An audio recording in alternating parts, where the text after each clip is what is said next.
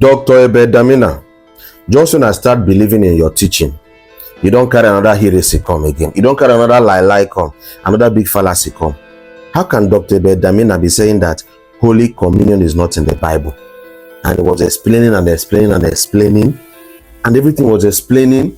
He was making sense out of point and not in the context of Holy Communion. Let us hear him first. I'm coming back. What be this? Hey! Holy Communion is not in the Bible. So where did they get Holy Communion from? The only thing that is close to it is the Passover feast. But don't forget, the Passover feast is one of those feasts that Moses gave to the children of Israel when their hearts were hardened to the gospel. All the feasts were pointers to what Jesus will do. So that since they don't want to hear what he was teaching them concerning the Christ, let them be celebrating some feast per adventure. In the process, the message will get in.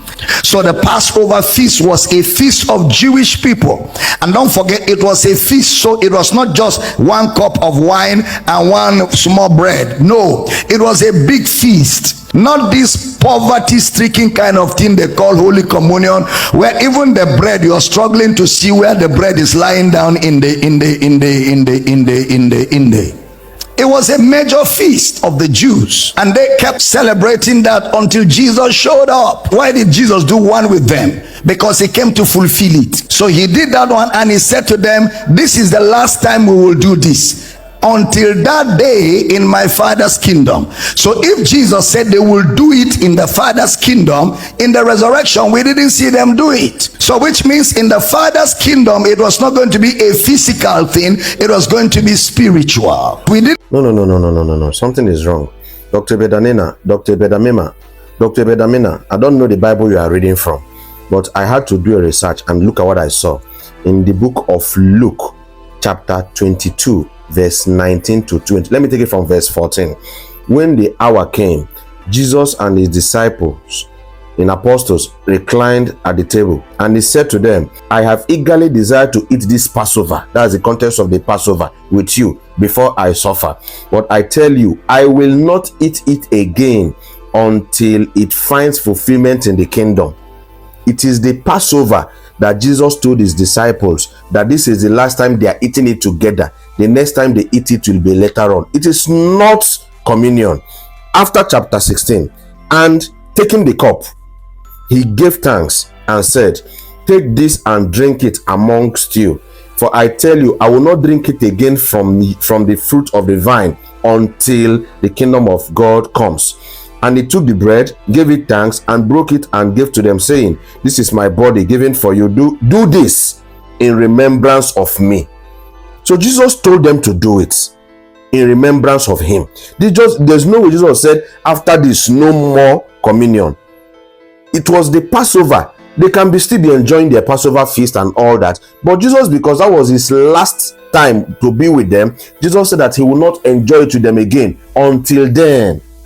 There's no way Jesus told the disciples not to continue with the communion or not to continue with the Passover amongst themselves that are still alive.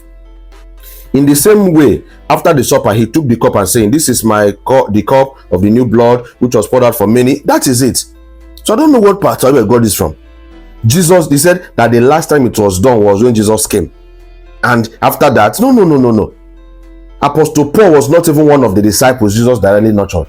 But in Corinthians, 1 Corinthians 11:24, Apostle Paul quoted the same thing Jesus said in Luke chapter 22. So where is Pastor Abel getting this quote from?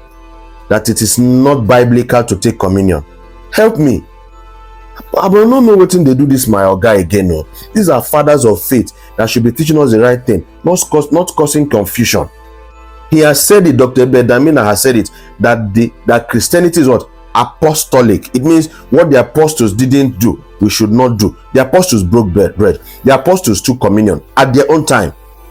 So how come now he's canceling? I don't understand Dr. Abel again. No. What did they do this our guy again? I don't understand. How na see him? We're gonna talk. Christians, let's talk about this. Is communion biblical? I've said it. It is biblical, and I reject what Dr. Abel is saying because it is biblical. These two places where I quote now New Testament, because he said it was just Moses that did it in the Old Testament because of the hardness of their heart to bring them closer to God. Jesus came to do it, and Jesus told them to do it in remembrance of him. Hey, what the kwegu? Ika agwukwam. Now this is a cause confusion.